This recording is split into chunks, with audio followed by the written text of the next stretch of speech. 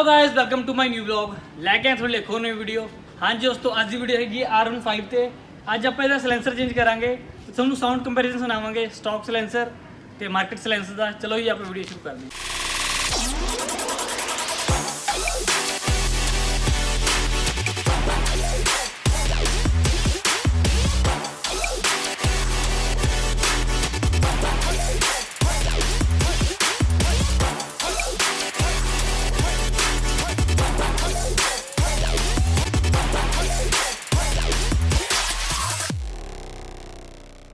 हाँ जी दोस्तों, पहले आप स्टॉक सलेंसर नूं रिमूव करते हैं तो उस तो बाद जो मार्केट वाला सलेंसर है तो उसकी फिटिंग करते हैं।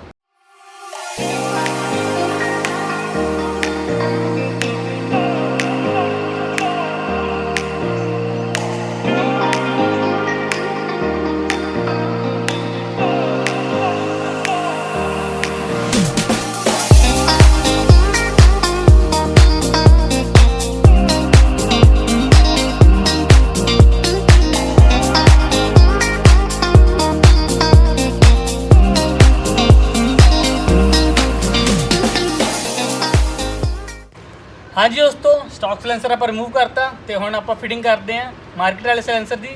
थोड़ा साउंड कंपैरिजन सुनावांगे दोनों का।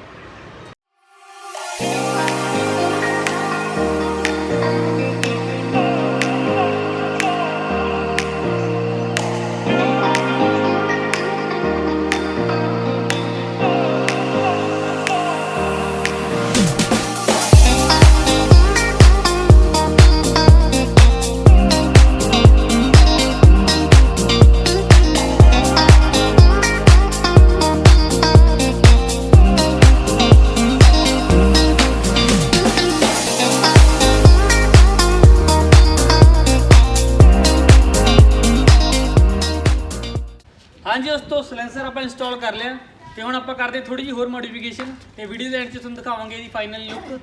चलो जी आप वर्क शुरू करते हैं।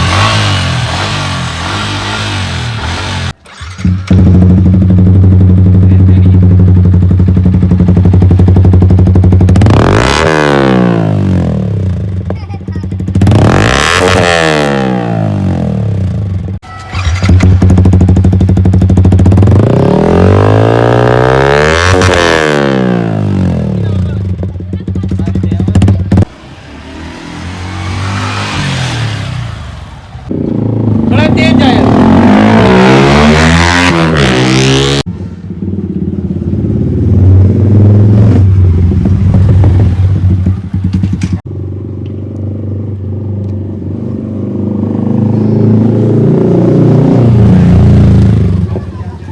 हाँ जी दोस्तों, जो तुहानूं साडी वीडियो वधिया लगी तो चैनल को सबसक्राइब तो वीडियो को लाइक तो शेयर करो। धन्यवाद।